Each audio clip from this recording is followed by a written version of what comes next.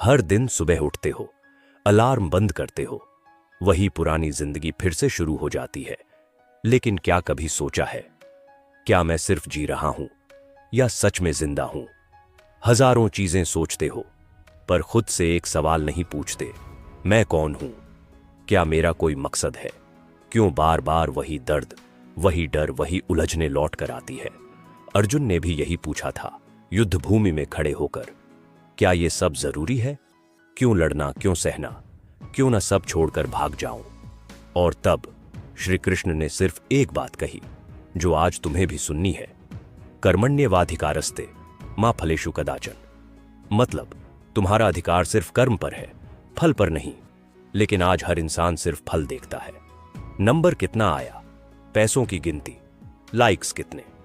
एक बच्चा पूरी रात जाग कर पढ़ता है, लेकिन एग्जाम में फेल हो जाता है और फिर सोचता है, क्या मेरी मेहनत बेकार गई? एक लड़की अपने रिश्ते में सब कुछ देती है, प्यार, समर्पण, ईमानदारी, लेकिन बदले में मिलता है धोखा। और फिर वो सोचती है, क्या मेरी अच्छाई मेरी सबसे बड़ी गलती थी? नहीं, तुम्हारी मेहनत, तुम्हारा कर्म कभी बेकार नहीं जाता। लेकिन जब तुम फल को पकड़ लेते हो, तो जीवन की सारी सुंदरता खो जाती है। श्री कृष्ण कहते हैं, तुम बस कर्म करो, फल देना मेरा काम है। सोनू एक छोटा किसान है। हर साल बारिश धोखा देती है, लेकिन फिर भी वो हर साल बीज बोता है, क्योंकि उसे भरोसा है, कृष्ण देख रहे हैं। अब सोचो, जब एक किसान बिना गारंटी के बो सकता है, तो तुम अपने जीवन में एक कदम क्यों नहीं बढ़ा सकते? क्या तुम अपनी मेहनत पर भरोसा करते हो, या सिर्फ फल देखकर तय करते हो कि क्या सही है? तुम क्या करते हो जब डर तुम्हें रोकने लगता है? क्या तब तुम आगे बढ़ते हो या पीछे हट जाते हो? अर्जुन भी डरा था। वो उस युद्ध से नहीं डर रहा था, वो उस नतीजे से डर रहा था कि अगर अपनों को मारा तो क्या बचेगा। श्री कृष्ण ने एक बात कही, तुम वो नहीं हो जो तुम शरीर से हो, तुम सिर्फ एक आत्मा हो, और आत्मा को कोई नहीं मार सकता। ना आग, ना पानी, ना तलवार, ना मृत्यु। डर सिर्फ एक मिथ्या भाव है। डर तब होता है जब हम खुद को सिर्फ शरीर मानते हैं, लेकिन जब हम समझते हैं कि हम आत्मा हैं, तब डर पिघलने लगता है, जैसे बर्फ धूप में पिघलती है। आज भी एक बच्चा इंटरव्यू देने से डरता है, एक लड़की अपने सपने बताने से डरती है, एक बेटा अपने पिता की नाराजगी से डरता है। पर क्या तुमने कभी सोचा, क्या ये डर सच में असली है, या बस एक कहानी है जो तुम्हारे दिमाग ने बना ली है? तुम किस डर को पाल रहे हो, और वो डर तुम्हारे सपनों को कहां तक मार चुका है? जब तुम डर के आगे रुक जाते हो, तब जीवन वहीं रुक जाता है। लेकिन जब तुम डर के बावजूद एक कदम बढ़ाते हो, तब श्री कृष्ण साथ हो जाते हैं। कभी किसी को इतना चाहा कि खुद को ही भूल गए, कभी किसी रिश्ते से इतना जुड़ गए कि उसकी याद ने तुम्हें जकड़ लिया। श्री कृष्ण कहते हैं, जहां मोह है वहां अंधकार है, और जहां समर्पण है वहां शांति है। राहुल और साक्षी का रिश्ता 6 साल चला, लेकिन जब साक्षी चली गई, राहुल सिर्फ एक शरीर बनकर रह गया। वो ऑफिस नहीं गया, खाना नहीं खाया, और हर दिन एक ही सवाल दोहराता रहा, मैं इतना प्यार कर रहा था, फिर मुझे क्यों छोड़ दिया? लेकिन श्री कृष्ण कहते हैं, तुम्हारा अधिकार सिर्फ कर्म पर है, मोह पर नहीं। प्रेम करो, लेकिन पकड़ो मत, क्योंकि जो चीज तुम्हें बांधती है वो कभी तुम्हारी नहीं थी। क्या तुम भी किसी के जाने के बाद रुके हुए हो? क्या तुम्हारी मोह तुम्हारी मुक्ति में बाधा बन गई है?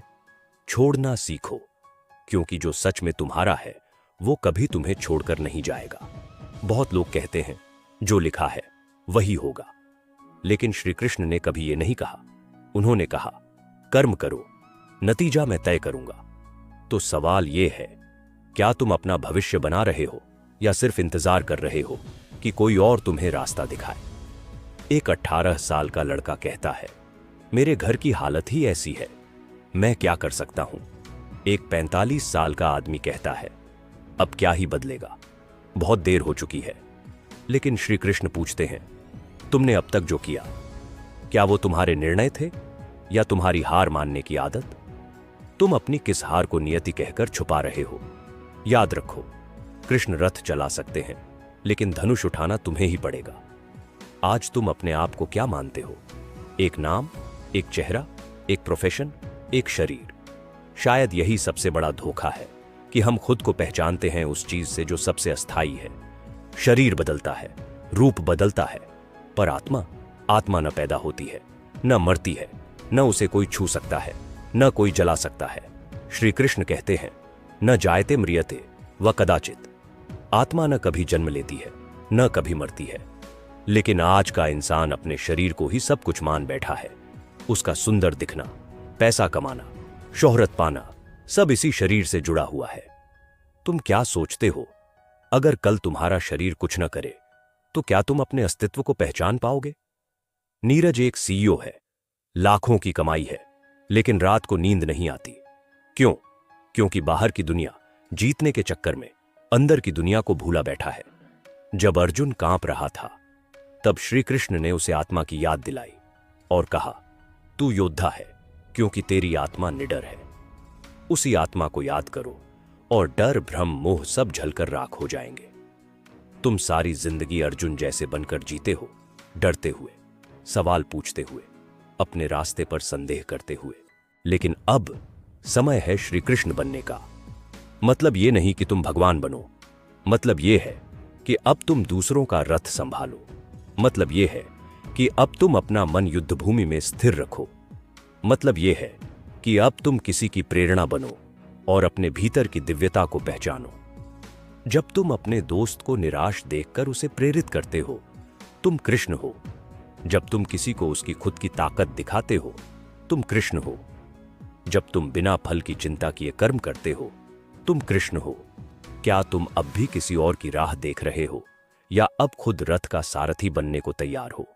अर्जुन सिर्फ एक योद्धा था, लेकिन कृष्ण पूरी युग की दिशा थे। अब तुम्हें तय करना है, तुम सिर्फ एक नाम बनोगे या एक दिशा बनाओगे।